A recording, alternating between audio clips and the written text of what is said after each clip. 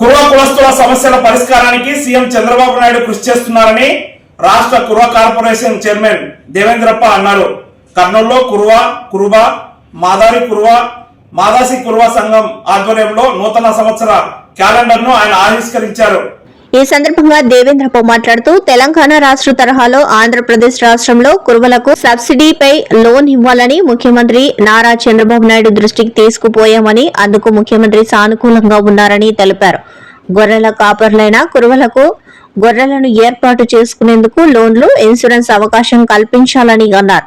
కర్నూలు జిల్లాకు 100 గొర్రెల యూనిట్లు ఇచ్చారని, మార్చి నెల తర్వాత ఇంకా పెంచుతామని దేవేంద్రప్ప అన్నారు. బీసీలందరికీ 2 లక్షల రూపాయలు సబ్సిడీతో 4 లక్షల రూపాయల లోన్ ఇస్తున్నారని అన్నారు. కార్పొరేషన్ చైర్మన్లకు సైతం జీతాలు పెంచిన ఘనత ముఖ్యమంత్రి చంద్రబాబు నాయుడుకే దక్కిందని అన్నారు. కుర్వ సంఘం నగర కమిటీ అధ్యక్షులు ఎల్లప్ప మాట్లాడుతూ 34 సంవత్సరాల అనుభవం ఉన్న ఏకైక సంఘం కుర్వ సంఘమని అన్నారు. జిల్లాలో కుర్వలందరూ ఒకే సంఘంలో ఉండి కులస్తుల అభివృద్ధికి కృషి చేయాలని అన్నారు.